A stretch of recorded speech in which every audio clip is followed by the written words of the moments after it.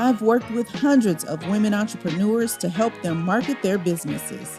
Behind their businesses, they all have stories to tell. Whether it's battling mommy guilt, starting a business after being fired from a six-figure job, or realizing they needed to pivot and forge an uncharted path, they've all experienced something on their journey to success. I'm one of these women too, and I'm here to share our stories on Bright Girls in Business.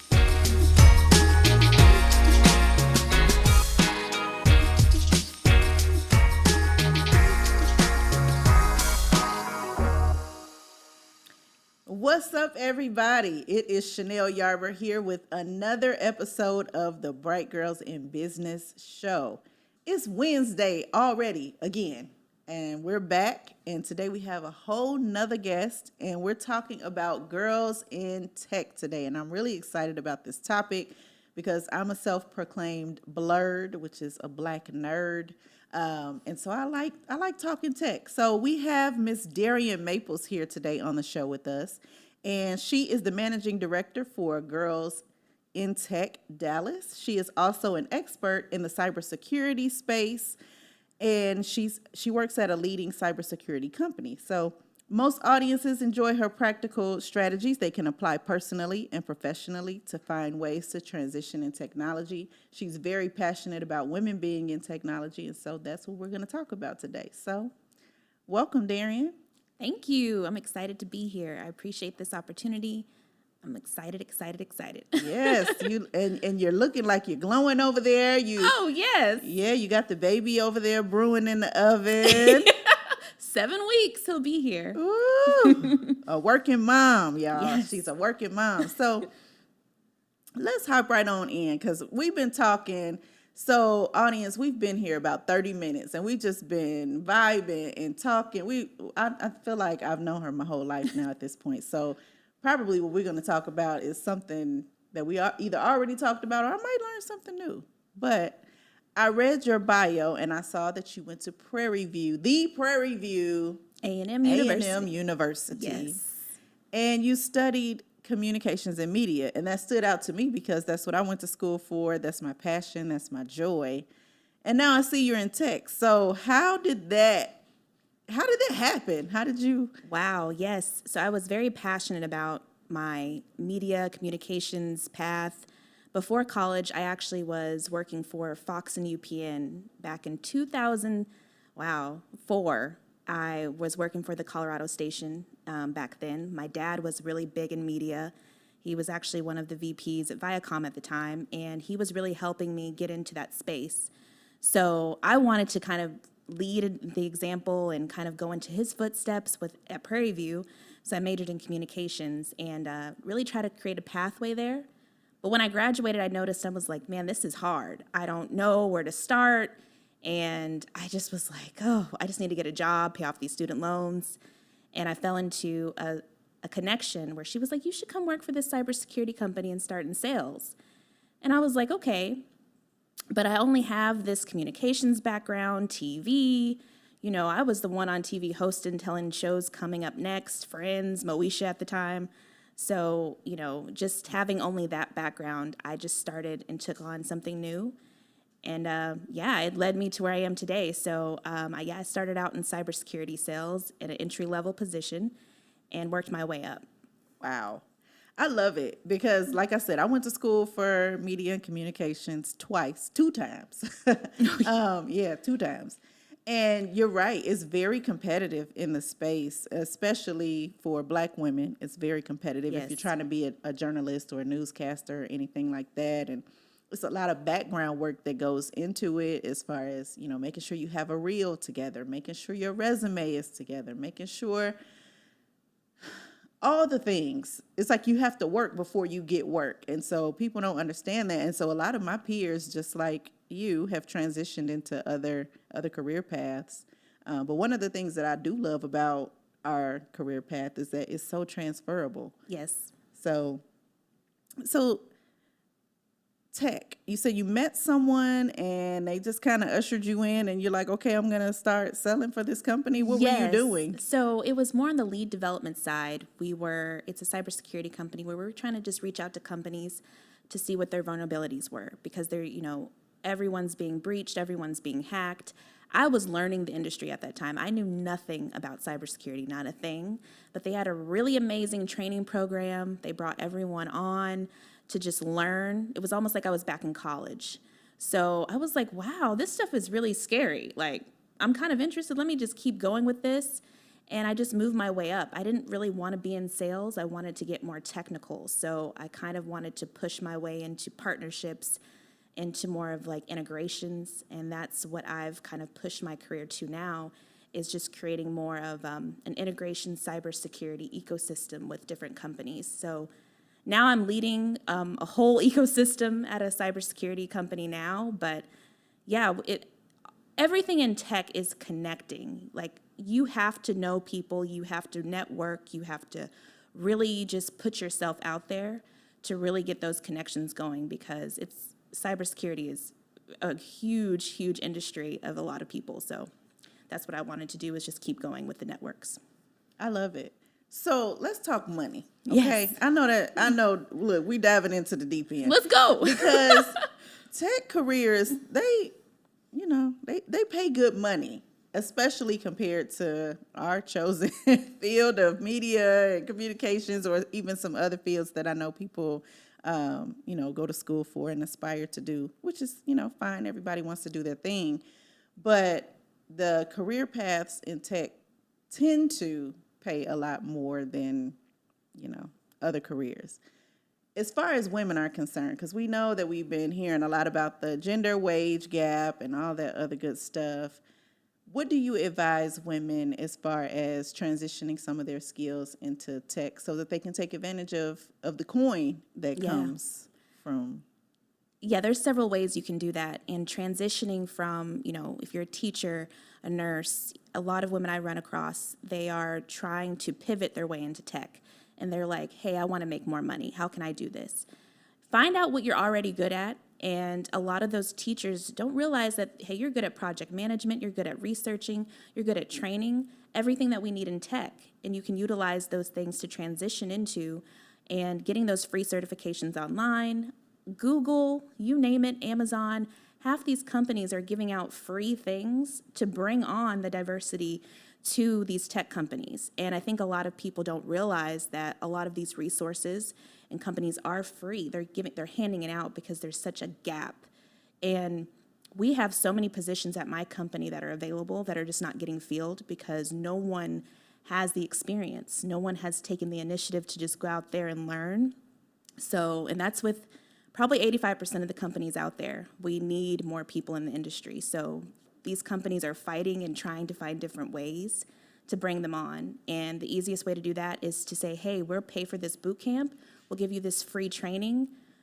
What do we need to do? So yeah, there's so many ways. And part of being a part of Girls in Tech, what we're trying to do in the community is offer boot camps, mentorships, helping people realize that there's resources out there. We're partnered with several companies that are offering different types of trainings, events, and they're all free.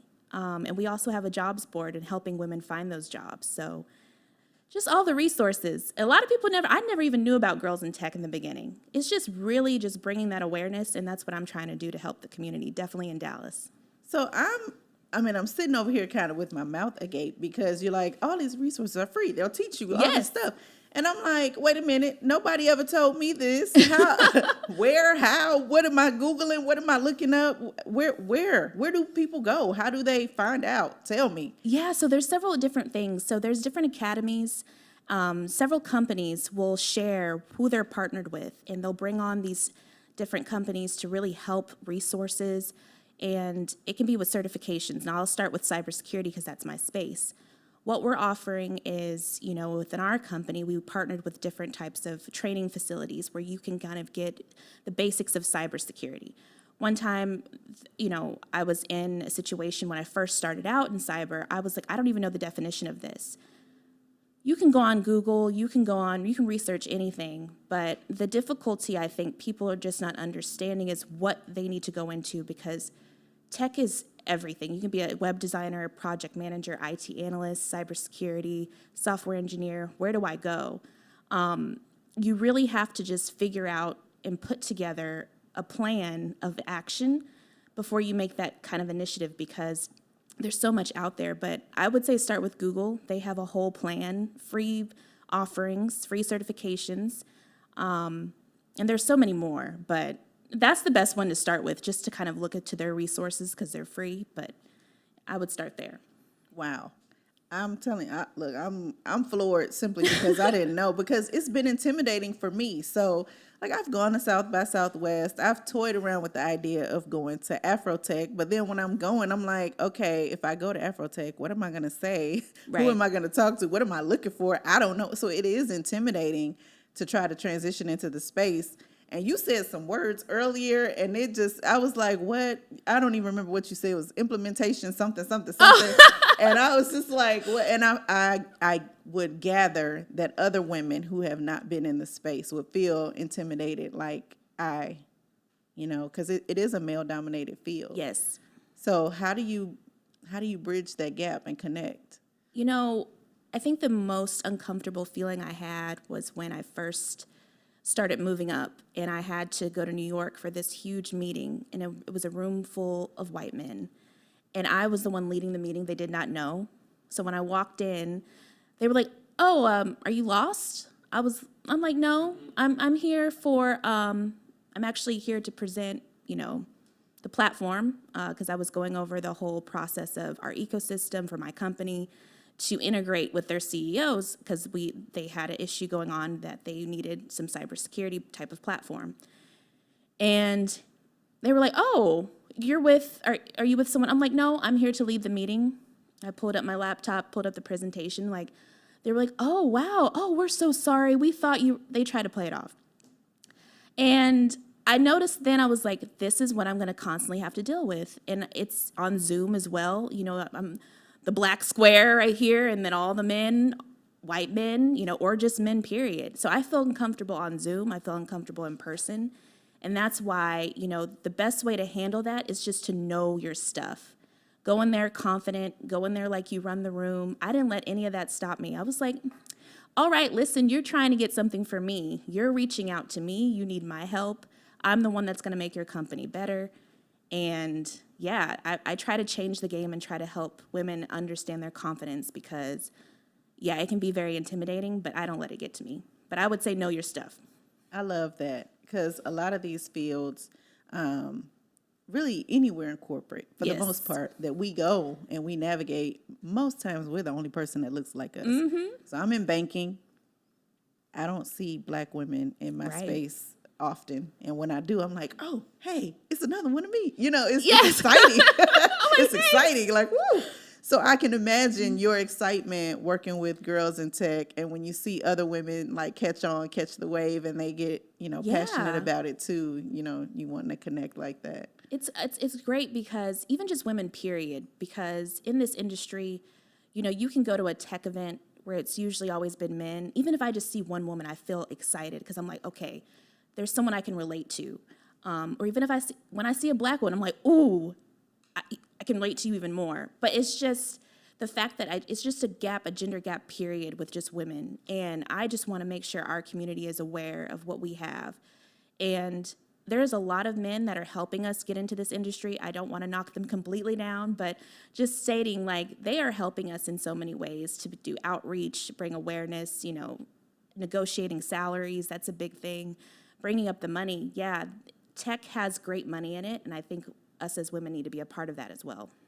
Yeah, that's one area that I noticed, especially black women, really struggle, is with two things. One, negotiating salaries, and then feeling like they have to be so loyal to certain company. They get a job and it's like, well, I've been here, or I haven't been here that long, so I shouldn't be looking for other jobs, or I've only been here, a year, and I don't want to look like a job hopper or whatever the case, but I'm in a group on Facebook. I think it's called Sisters in Tech or something like that. It's a large group. And what I love about that space is that people come in there and they ask questions all the time. Like, hey, I got this interview. This is what they asked me. How should I respond? Or this is what they offered me. Should I negotiate like this? What is this pay scale? And so I think opening that conversation is going to be a game changer, because most people don't want to talk about money. They don't want to say what they make. But if you don't know, you could go into some of these situations and get blindsided and, shoot yourself in the foot.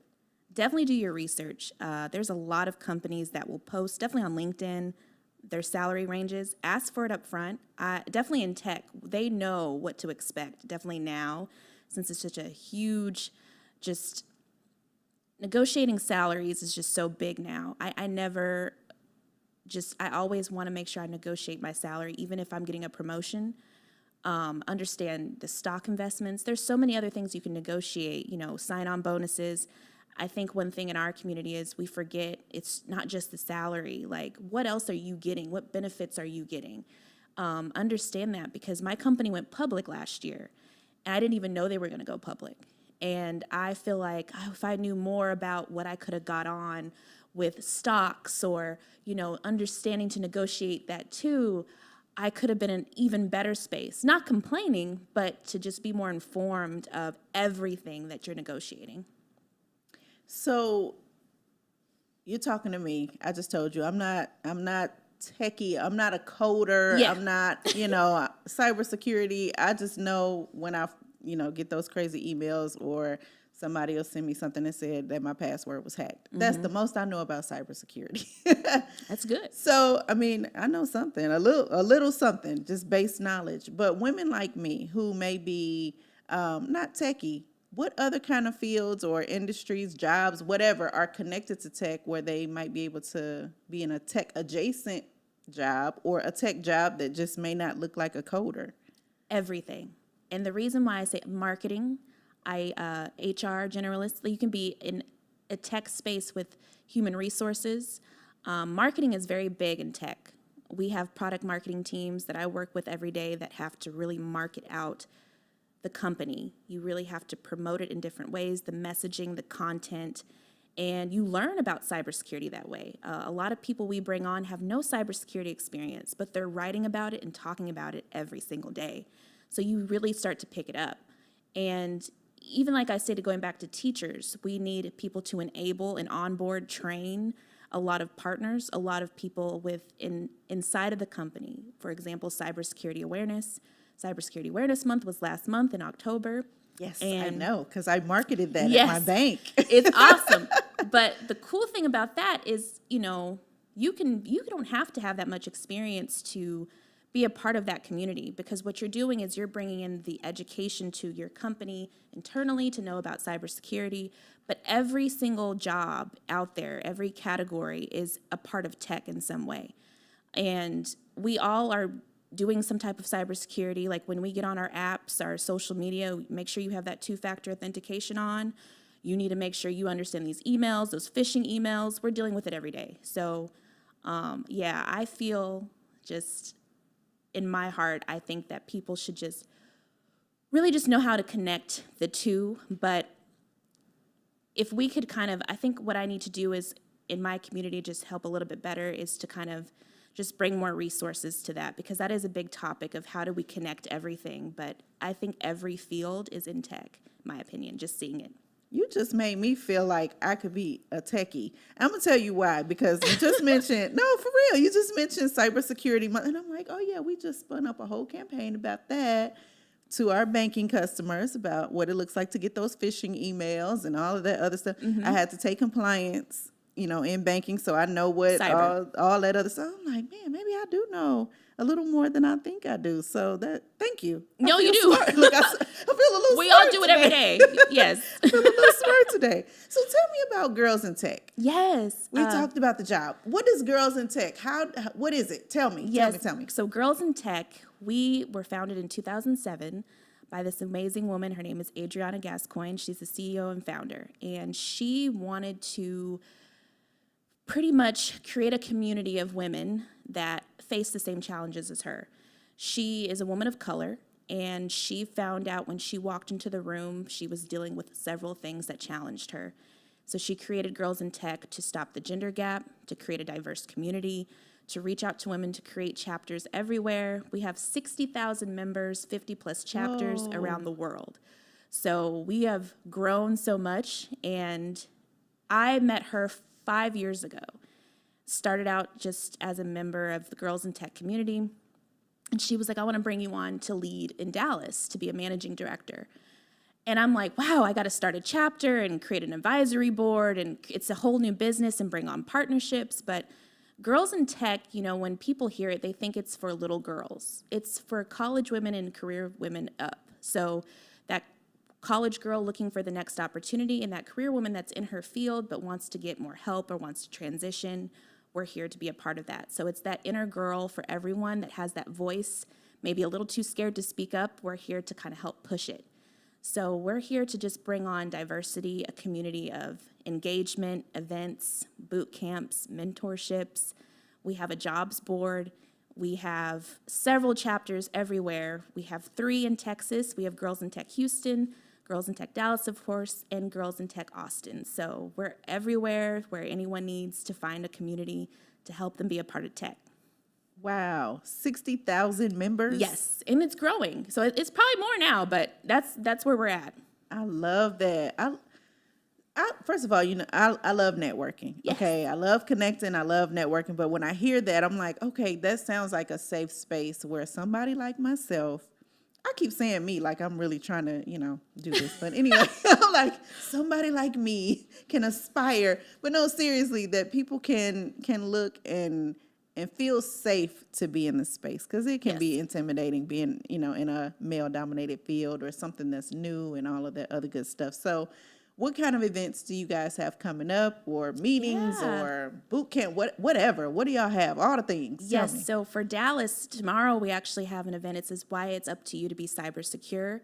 I've selected different women in Dallas to speak on behalf of what they know about cybersecurity in their fields. I have a woman in cyber law, cyber sales, another girl that does risk and compliance, and another lady that focuses more on cyber coding. So I wanted to create a virtual event on why it's up to you to be cyber secure, to show you that, or anyone that wants to join on that event, to know like all these women are in this field, but it's up to them. They still have a day-to-day life where they're on social media, they can get hacked, they might be in the field, but something can happen. So all these companies are breached almost every single day. We can't stop what data they have of ours, our personal information. You know, people are like, oh, you're in cybersecurity, but, you know, Uber was hacked. Well, Uber, they got my information. So just anything like that. So I always want to put on certain events where everyone's interested. But for our Girls in Tech Global event, we have a startup challenge coming up. And it's to help women who want to start up a business.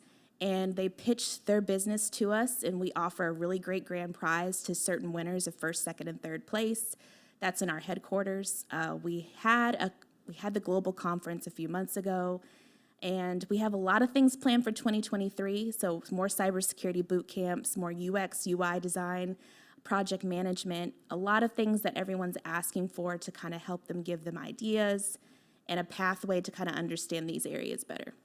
I love that. So how do we find out? How do we tap into what you're doing? How do we get registered, get involved? Yeah, girlsintech.org is the best place because it gives you access to all the chapters just to see what's out there if anyone's in different areas. But yeah, girlsintech.org, it can lead you just to girlsintech.dallas as well. We're all affiliated into the same umbrella, and you can learn about all these events on our website. Even on our Instagram, if you want to just locally talk to the Dallas community, I have a very large advisory board. It's growing still, but it's girlsintech.dallas. So we're on Instagram, Twitter, and Facebook to really just make that outreach to everyone to show that we have these events coming up. So more to come in 2023. All right. So y'all have heard a ton of resources. First of all, Google has free, you said Google and Amazon and some other places. Yeah, it's several. There's other training I can't think of all the names, but if you just type in free tech boot camps, just list out, if you're someone that wants to get in project management, UX, let's say anything, design thinking, whatever topic there is, if you type in free, there's a list of things that will just populate on the website, and then you can just go there and look. That's how I've taken a lot of classes myself. Start with free first, because it can get expensive if you get into those true certifications. So, yeah. All right. Well, y'all heard it here first. Go Google free tech courses. Yes. Free boot camp, tech boot camp, whatever. Go Google it. Go find it. And then tap into your local Girls in Tech community. Hopefully, if you're here in Dallas, you'll get a chance to meet the radiant Miss Darien.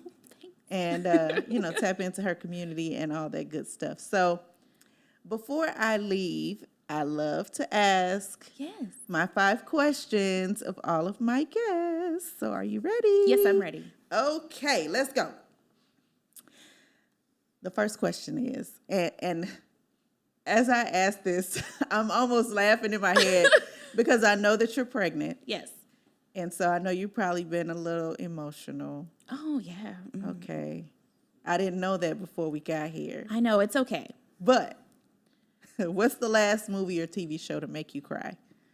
Oh, from scratch? Oh, I knew you were going to say that. Oh, man. I'm still recovering. Let me tell you. So everybody's been watching From Scratch on Netflix.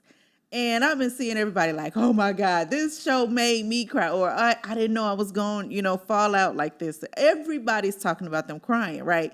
And me, I'm gangster. All right. Yeah. I'm a G. I thought I was too. I'm a G.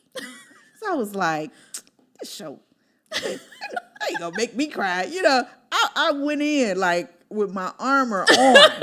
I'm serious. Like I suited up because I was like, they just, they exaggerating. I'm watching episode after episode, and I'm like, what is everybody crying about? Like, what are they talking about? I got to that 7th episode. Oh. And I was like, falling to pieces. I'm like, God dog it. I got all the way through the show. Got to the end. It was falling apart.